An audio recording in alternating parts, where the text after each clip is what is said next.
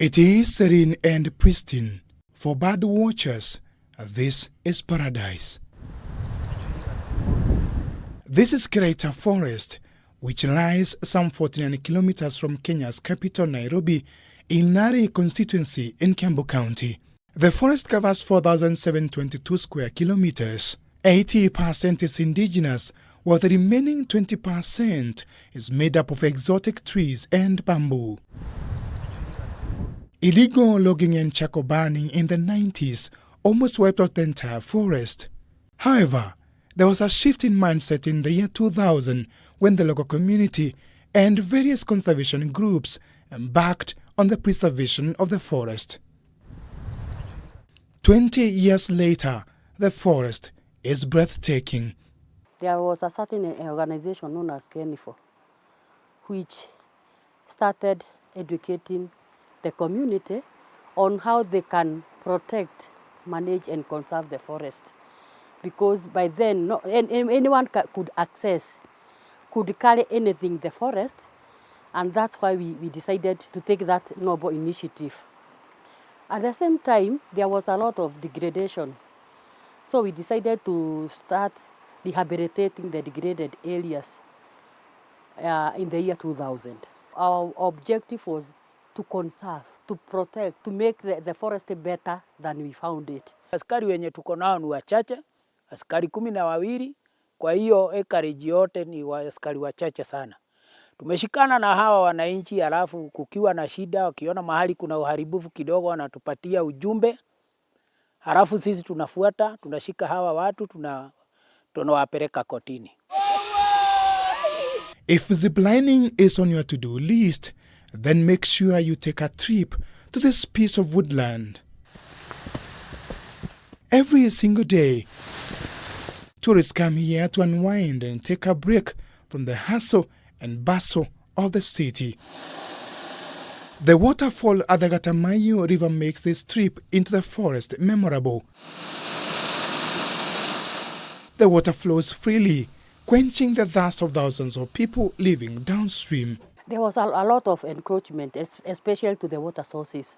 So we had to plant the friendly species so that we can bring back water to its normal levels. Hii mito yote ikishikana inateremka upande wa chini, inaenda mto Gatamayo, kutoka hapo yote inaelekeza maji yao mpaka kwa mto Nairobi and then mto wa Athi. For history buffs, these caves were hideout for Mau Mau fighters during the struggle for independence.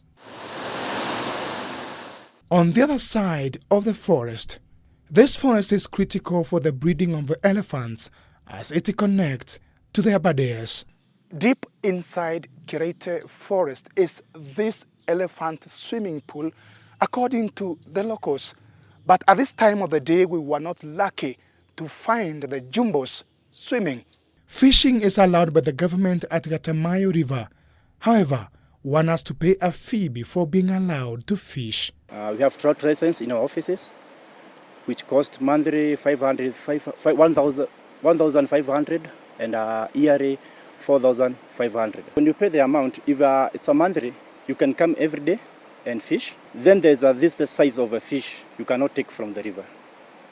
A fish below 1.5 kg, we don't allow people to go with them. Kama unataka kuenda kuweka podi yako, unakuja unanunua samaki pale, au watoto wa samaki unaenda unaweka kwa podi, unafuga samaki hivyo.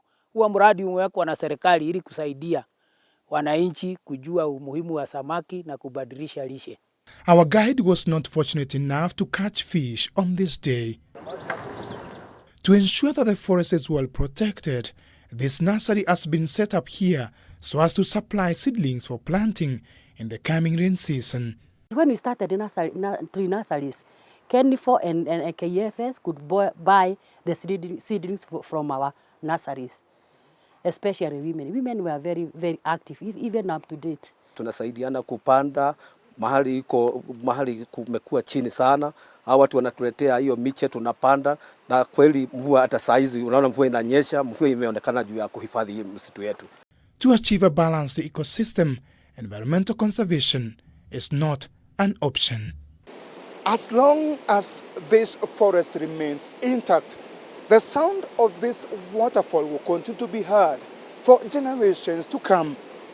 Dan Kaburu, K24, the voice of nature in Kiambu County.